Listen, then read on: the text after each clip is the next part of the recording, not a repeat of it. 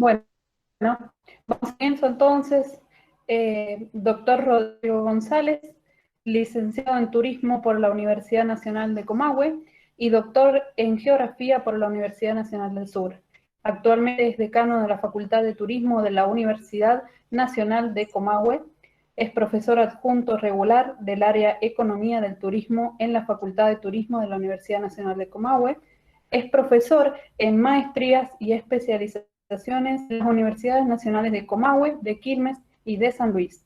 Es director en CEPLADES Turismo, Centro de la Planificación y el Desarrollo Sustentable del Turismo, Universidad Nacional de Comahue. Actualmente dirige un proyecto de investigación post-turismo y territorialidades en disputa en destinos turísticos de montaña de la Patagonia Norte. Categoría equivalente de investigador 2. Ha obtenido becas de investigación y formación de distintos organismos, entre ellos el Ministerio de Relaciones Exteriores del Gobierno de la India y de la Secretaría de Políticas Universitarias, Ministerio de Educación de Argentina, en el programa de movilidad docente a Madrid. Sus intereses de investigación en los últimos 5 años se vinculan con los conflictos territorialidades del post-turismo y la competitividad sustentable de destinos turísticos de montaña en la Patagonia Norte. Con la presentación Innovación Experiencial en Destinos Turísticos Emergentes, le damos la palabra al doctor Rodrigo González. Muy bienvenido, Rodrigo. Bueno, muchas gracias. Gracias a todos por estar ahí y por compartir este momento. Tengo un poco de nervios de que se pueda compartir la presentación bien. Así que voy a dejar todo eso listo mientras empiezo a presentarme. Ya dejo la presentación compartiéndose y ustedes me dicen si se ve bien.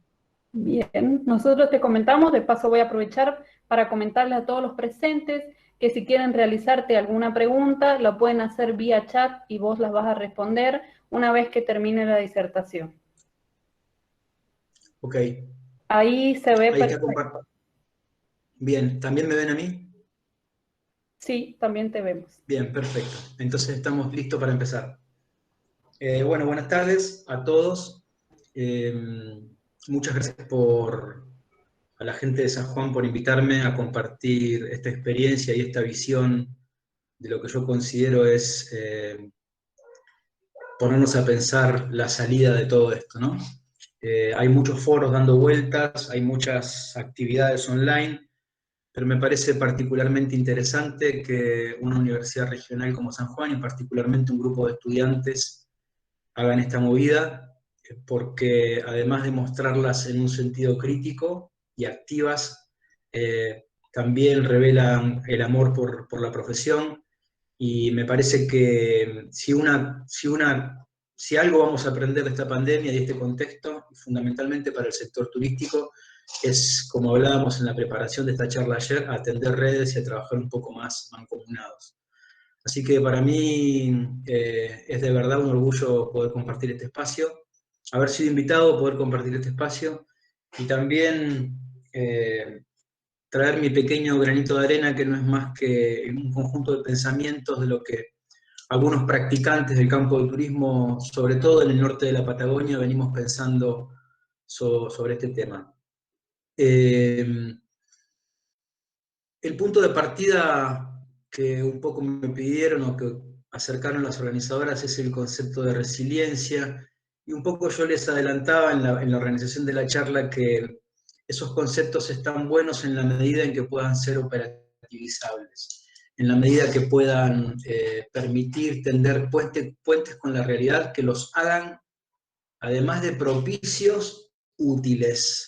Porque si algo va a hacer falta en nuestro campo, además de mucho pensamiento, acción y una movilización de la epistemología del turismo, es buscar y coadyuvar entre todos nuevas formas del hacer.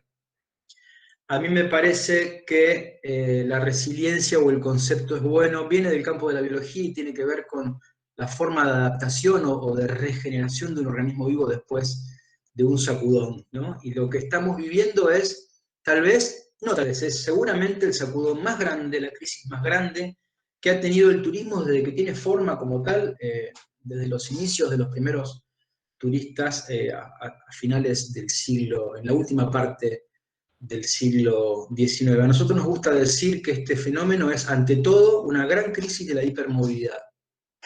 Y esa crisis de la hipermovilidad ha generado una burbuja turística global que fue creciendo sin que nos diéramos cuenta, o sí, o dándonos cuenta, y nosotros mismos incentivando y fogoneando eso. Como punto de partida de eso, me interesa ver como correlato o parte de esta crisis, de alguna manera una puesta en lugar de cómo tenemos que repensar al turismo y al post-turismo. Hipermovilidad no solamente de personas, también y fundamentalmente de flujos, de capitales y de información. A partir de las nuevas tecnologías de información, la gente viaja mucho antes de viajar y el mundo, como decía Bauman en esa concepción de la dispersión digamos, o de la dispersión de las fronteras o de la reducción de las distancias, el mundo queda a un clic de distancia. A partir de esta crisis, entonces, ¿qué podemos pensar? Bueno, muchas cosas. Hay muchos pensamientos, muchos de ellos divergentes, respecto de lo que llamamos el día cero y de cómo empezar a dar vueltas, respecto de cuándo se reactivará. Yo creo que hay pocas certezas. Y en ese núcleo chiquito de certezas en las que uno se quiere quedar a vivir un ratito, a mí particularmente me interesa recaer en 2 o 3. En primer lugar, el turismo como lo conocíamos va a vivir, a partir de esta crisis, va a ser distinto en el corto plazo. Yo creo que de todas maneras en el plazo medio y en el largo plazo, la tendencia en alza de los viajes internacionales no puede dejar de seguir creciendo. Pero en el corto plazo, pero con proyección también al mediano y al largo plazo, aparecen otras oportunidades que hasta ahora habían sido, sí, solapadas. La primera de ellas es que, digo, de estas certidumbres o de estos consensos un poco parciales por el momento, es que se viene un turismo de cercanías, se viene un turista que va a preferir volver a salir, tal vez salir más que antes, pero con viajes de corta duración. Y en este sentido se abre una gran posibilidad, es la gran posibilidad para los destinos emergentes, de los que está repleto nuestro país y América Latina en general. Los destinos emergentes son aquellos que tienen un potencial de recursos y de atractivos turísticos basados en su patrimonio natural y cultural, y agrego, y su potencial de experiencias, pero que aún no tienen una presencia activa en los mercados turísticos internacionales. ¿Cómo dar entonces el salto para aprovechar estas oportunidades? ¿Cómo pasar de un concepto general y de alguna manera bien pensante como la resiliencia a cuestiones operativas que lleven algunos vectores de trabajo concretos para las comunidades locales, para estos destinos emergentes que van a tener que empezar a trabajar de otra manera para aprovechar nuevos escenarios que, digamos, bien trabajados pueden ser beneficiosos? Lo que les quiero proponer hoy es una secuencia que yo denomino la base estratégica de la innovación turística, fundamentalmente para destinos emergentes. Y reconoce tres momentos. Por un lado, identificar roles de destinos. En segundo momento, pasar al momento estratégico identificando mercados de referencia. Y finalmente, y solo a partir de esa situación, poder desarrollar experiencias memorables y significativas.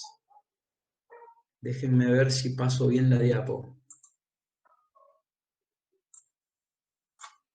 Todavía no pasó, ¿no?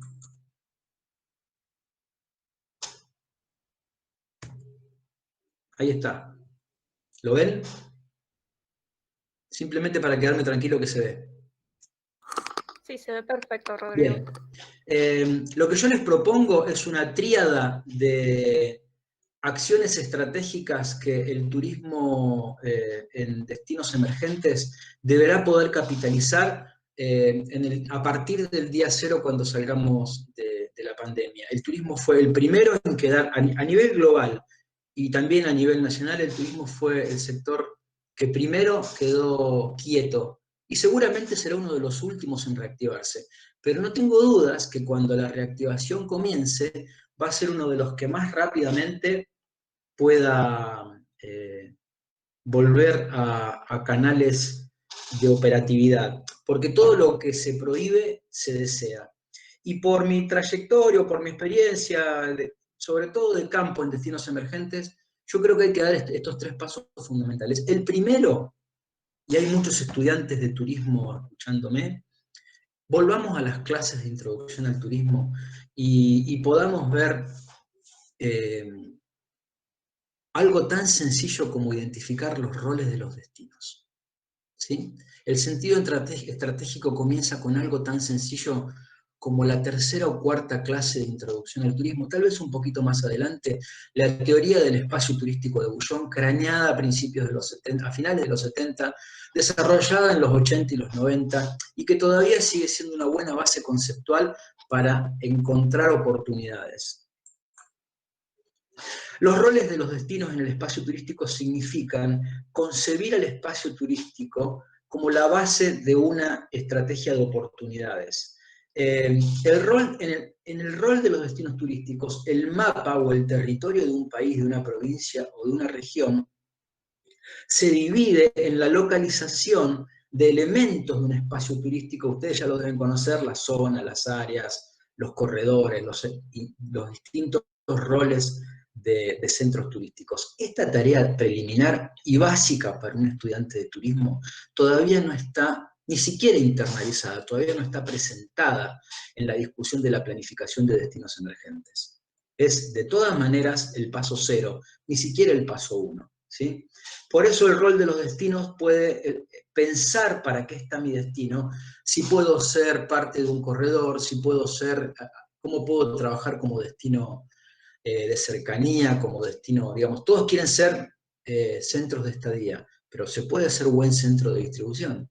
Se puede ser buen centro de distribución, se puede ser buen centro de estadía, trabajando con otro centro de distribución. Puedo desarrollar para algunos productos mercados buenos y apropiados roles de centros de excursiones. El tema es que los roles de los destinos se construyen social y participativamente. Lo que está ahí puesto es el último intento de hacer esto, que es lo que se hizo con el Plan Federal Estratégico Sustentable de Turismo.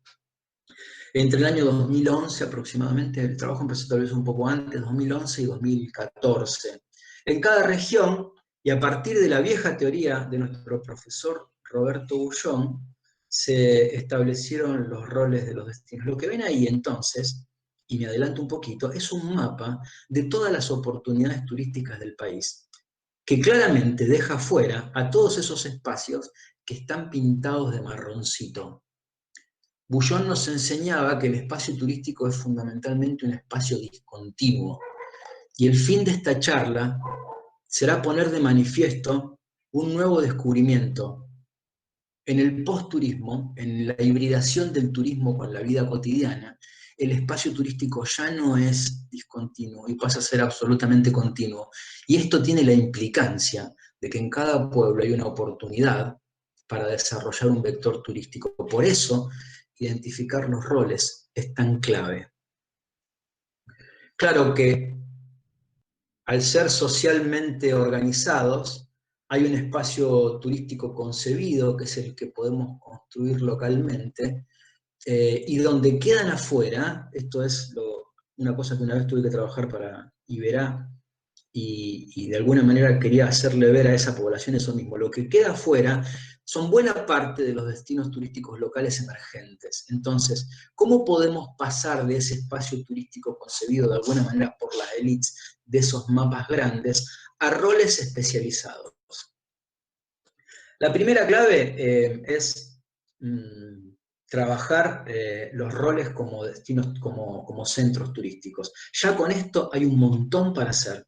No les voy a enseñar sobre esto porque hay muchos estudiantes de turismo y lo ven en clase de introducción, pero vayan a la carpeta de introducción al turismo y revisen la tipología de centros turísticos, porque es una tarea sine qua non hacer esto que nosotros hicimos, por ejemplo, en la región de Iberá, para empezar a trabajar y pensar el desarrollo de un destino emergente.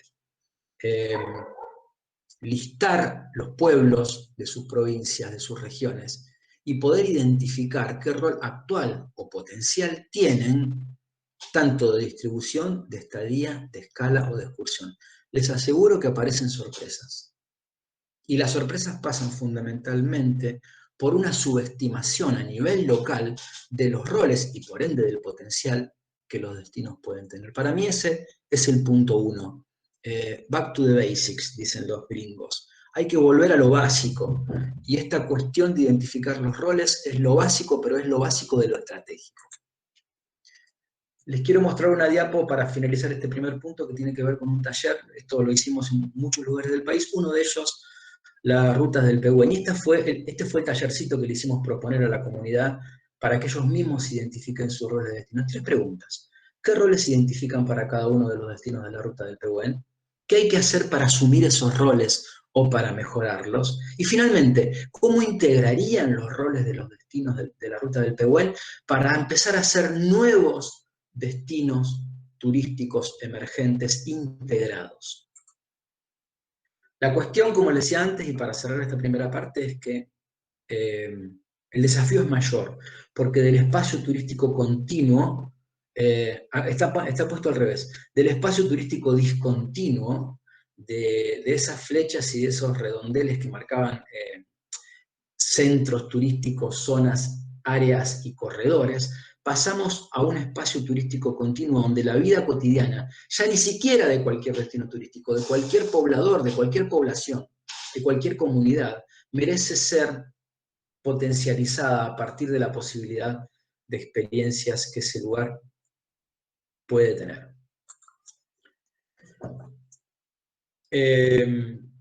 La mitad del tiempo ya. La segunda cuestión estratégica es definir mercados de referencia, algo tan elemental para cualquier emprendimiento turístico, pero también para cualquier destino. Porque la pregunta que debe guiar es, ¿estamos en el mercado que queremos o debemos estar? Poder pensar los mercados de referencia. Otro, back to the basics. En este caso, a la segmentación y a un autor de marketing que es Lambin, que identifica esta tríada de mercados de referencia, donde lo que determinan los mercados de referencia son las funciones de base o las necesidades. ¿Por qué la gente me compra? ¿Sí? El que no piensa mercados de referencia necesariamente es un generalista, que gasta mucha pólvora en un solo chimango. El trabajo de mercado de referencia, entonces, antes de hacer la tríada, es poder pensar los conjuntos de necesidades que yo voy a satisfacer. A partir de las necesidades que yo voy a satisfacer, voy a estar en muchos otros mercados de los que actualmente estoy. Y acá aparece otra sorpresa. Cuando no se piensa en mercados de referencia, se pierden oportunidades de potenciar a los destinos, fundamentalmente a los destinos emergentes, en su planificación de cero de su atractividad como destino. Siempre pongo el ejemplo de un hotel de ciudad, un hotel de la ciudad de Neuquén, donde el hotel está en más de un mercado que solamente el alojamiento. También está en el mercado de la gastronomía, también está en el mercado de acontecimientos programados, y también está en el mercado de relacionamiento social con gastronomía típica. Está por lo menos en 4 mercados de referencia porque satisface por lo menos 4 funciones de base. Esto, que se aplica a los emprendimientos, también puede ser aplicado muy claramente a digamos, a destinos emergentes. El caso que siempre me gusta poner es las ovejas en la provincia de Neuquén. Cuando fuimos a trabajar a este lugar, la vocación turística del territorio estaba solamente para el que nosotros decimos conocer y descansar. Llegaban, se tiraban a dormir la siesta, paseaban un rato. ¿Saben cuánto del potencial de experiencias, de contar cuentos, de relatar historias, de vivir situaciones únicas, ese lugar se perdía por no pensar en mercados de referencia? Identificamos 6 mínimos: turismo y naturaleza, conocer y descansar, pesca deportiva, senderismo de aventura, actividades culturales con los arreos, turismo religioso. Y hay muchos otros más para nombrar. Los nombres de los mercados finalmente tienen nombres de mercados, pero lo que está atrás es la función de base que satisfacen, la necesidad por la cual distintos y nuevos turistas pueden comprarme. Porque el que hoy me vino a visitar por turismo y naturaleza, mañana viene a conocer y descansar, pasado vuelve con amigos a pescar. Y si se engancha, a lo mejor participa de actividades religiosas, de turismo cultural, de senderismo, de actividades con adrenalina. Hicimos lo mismo para el corredor para inferior. Identificamos lo que llamamos primeras patas, funciones de base, mercados en los que podría estar y no están. Hoy, actualmente, solamente están en conocer y descansar, pero a partir de la base estratégica de ponerse a pensar por qué me eligen, puedo estar en turismo naturaleza, en fiestas y festivales culturales, en acontecimientos programados deportivos, en pesca deportiva, en turismo educativo. Hay destinos que no son turísticos, esto lo hice con una población que es el último destino turístico del fondo del impenetrable en la provincia del Chaco. Y fíjense todos los mercados potenciales que pudimos identificarle en la escuelita rural, en un taller comunitario con incipientes prestadores turísticos de esa comunidad. Solamente están trabajando actualmente el conocer y descansar, marcado ahí con el número 3, a la izquierda arriba, y el turismo vivencial comunitario. Pero todos los que están redondeados de amarillo son mercados potenciales. Ponerse a pensar los mercados de referencia es abrir el juego para ganar mucha más atractividad. Con un sentido un poco más grande lo hicimos para Iberá Corrientes. Y fíjense lo que identificamos: observación de aves, turismo naturaleza, fiestas y festivales populares, turismo aventura, turismo religioso, sol y playa, pesca deportiva, y una muy interesante bolsa de gatos, donde metemos todo lo que no sabemos qué es, la oportunidad de liberar, ¿sí? Todos los nuevos productos que pueden surgir a partir de identificar nuevas necesidades en esos nuevos mercados de referencia. Y esto es lo interesante, a partir de identificar en esta segunda tarea, de identificar mercados, lo que también podemos hacer, debemos hacer, es definir estrategias de cobertura, porque para cada mercado de referencia voy a ver si soy especialista en producto, especialista en cliente, si soy concentrador, si tengo una diversificación selectiva. Se une lo estratégico, entonces, con la planificación de esa gestión estratégica. ¿Me siguen hasta acá? Yo sé que voy un poco rápido, ¿no? Pero tengo un miedo con la hora. ¿Me siguen o no? ¿Hay alguien del otro lado? Sí, sí, Rodrigo, ¿Sí? te seguimos. Me quedan poco menos de 9 minutos para desarrollar lo más importante. Y lo más importante es que con eso no alcanza. No alcanza con identificar el rol de los destinos ni ponerme a mirar mercados. Porque cada vez más el turista, por lo que paga, no es por vivir atractivos o por realizar actividades, sino por experimentar vivencias memorables. Nosotros le llamamos a eso innovación de concepto. En una forma de innovación básica se trabaja la cáscara del producto turístico. En una segunda zona de innovación relativa se intenta ganar nuevos mercados. Pero en la zona de innovación del concepto lo que se intenta tener es fundamentalmente propuestas de valor y nuevos modelos de negocios. Eso tiene dos formas: innovaciones socioculturales y experiencias significativas, con un hijo híbrido, que no me voy a meter en esa charla, que son las empresas B. Veamos muy brevemente las innovaciones culturales. Bueno, son las formas de hacer distintas de los distintos lugares, regiones, que expresan la cultura y el saber tradicional de ese pueblo, y por eso está emparentado con la vivencia, con la vida cotidiana, con la otredad. Esto es algo que hicimos hace unos 5 años, que es emprender en el entorno rural, y era trabajar innovación con microemprendedores, fundamentalmente rurales, del Valle Medio, del Alto Valle y del Valle Medio de la provincia del Neuquén. Y trabajando con ellos es que nos dimos cuenta que muchos vectores de la vida cotidiana tienen que ver con, y se acercan mucho a la generación de experiencias. ¿Por qué? necesariamente hay que dar un paso más allá, del diseño del producto al diseño de experiencias significativas y memorables. Como siempre cuento, en la segunda foto, lo que pasa en la mesa muy poco tiene que ver con la comida. Lo que pasa en la burbuja tiene más que ver con la creación de experiencias.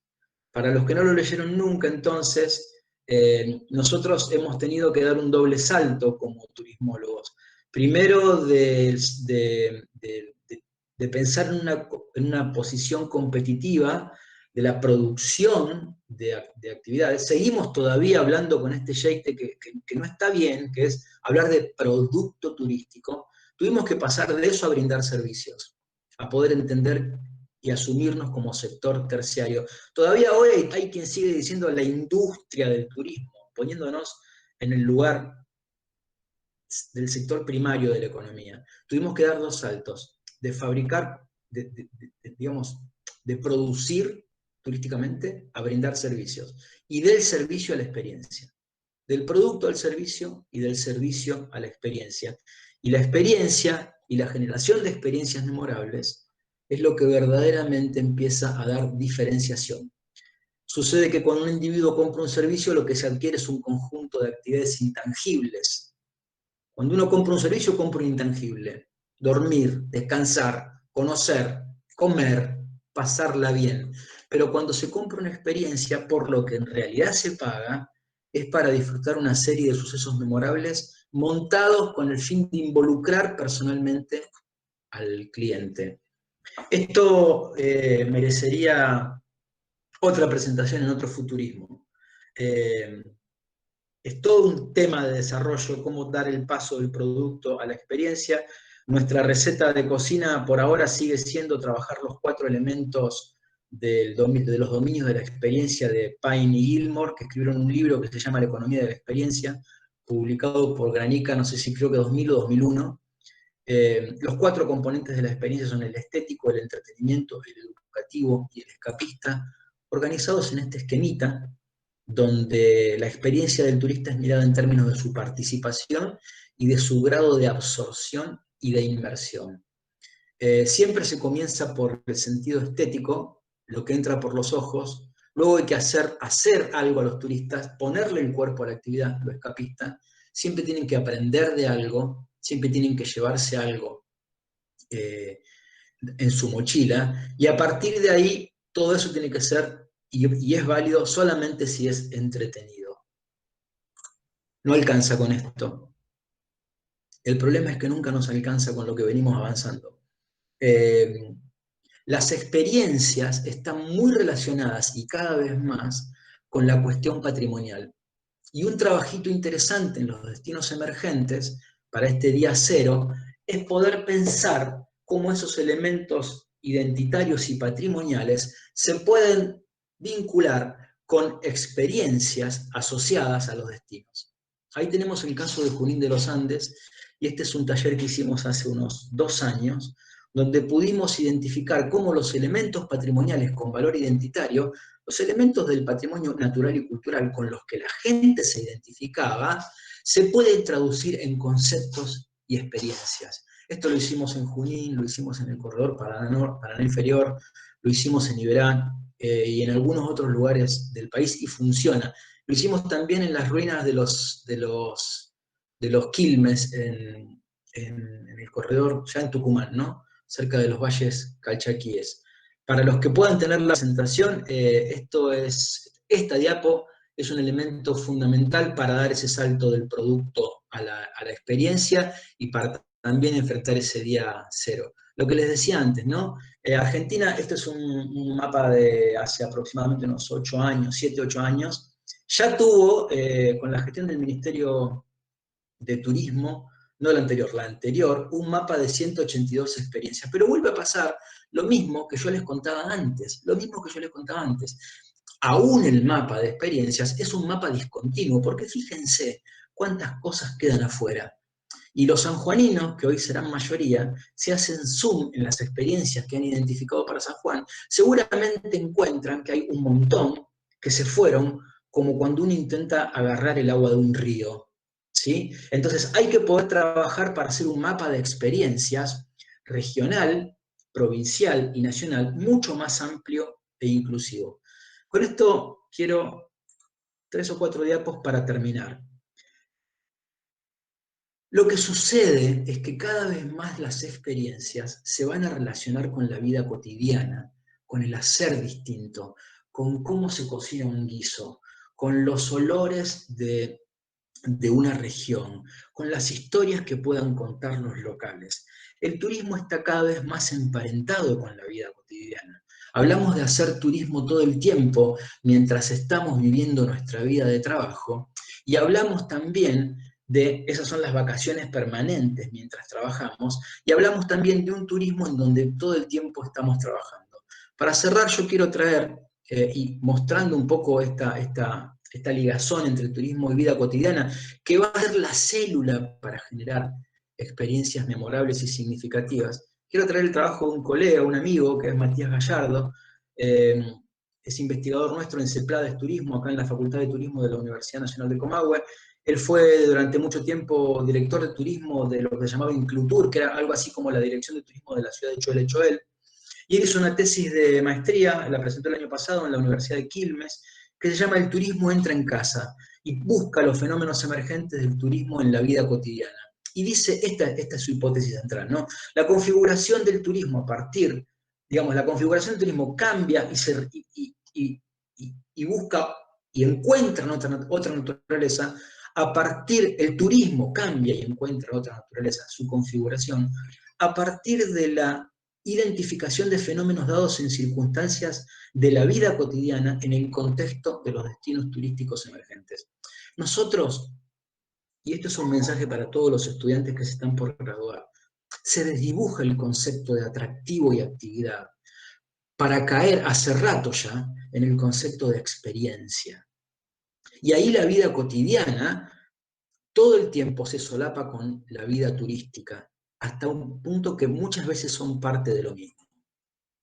Pensar entonces el mundo cotidiano versus el mundo turístico como esa dicotomía que plantea la tradicional forma del turismo y cómo nos enseñaron y aprendimos, dejaría de lado esta invitación tan interesante de repensar el espacio turístico buscando qué ejes de la vida cotidiana pueden ser de todas maneras absolutamente interesantes para este nuevo turista de cercanías que se nos viene. Última diapo y después los saludos. No voy a trabajar todo esto, pero quería volver sobre la investigación de Matías porque él, un buen investigador siempre cierra sus tesis y sus trabajos con necesidad de nuevas investigaciones. Y aquí aparecen algunas categorías emergentes que fundamentalmente los académicos en turismo debemos seguir tejiendo para relacionar la vida cotidiana y el turismo. Me interesan todas, pero sobremanera algunas para remarcar. En principio, cómo se hibrida y se imbrica las prácticas y los comportamientos turísticos en la vida cotidiana hasta que en muchos casos, y vamos hacia eso, son uno solo. Cómo vamos a intervenir los escenarios en el modo turístico y cómo vamos a seguir sosteniendo la vida cotidiana como escenarios turísticos. ¿Qué alteraciones éticas podemos hacer en el sentido estético? Volver a Foucault, encontrar la riqueza de lo cotidiano para dar ese salto del atractivo a la experiencia, son todas formas de quiebre en esa dicotomía que ya no tenemos que seguir pensando entre turismo y vida cotidiana. Algunos ejemplitos que pude trabajar en San Luis. Merlo es un destino emergente en gigantesco crecimiento. Parte de su destino es emergente, parte de su destino es bien turismo convencional, pero hace rato entendió que la hibridación, hace rato entendió que hay un turismo de cercanías, ¿sí? Que no se crea a partir de la pandemia, que estaba latente y que ahora se va a potenciar.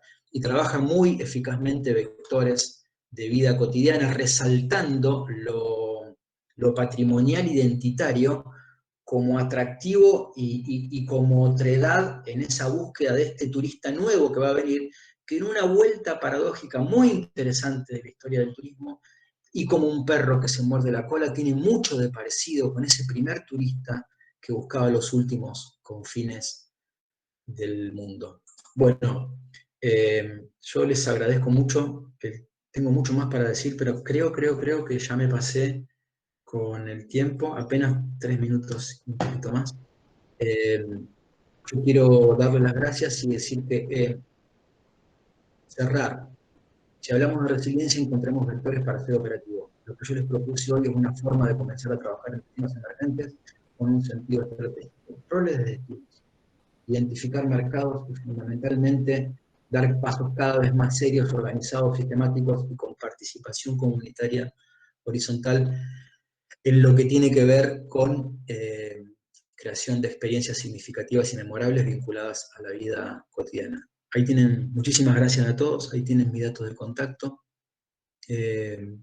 Contesto siempre los mails, a veces tardo un poco, pero siempre contesto. Muchísimas gracias por esta invitación y quedo abierto a las preguntas que quieran hacerme.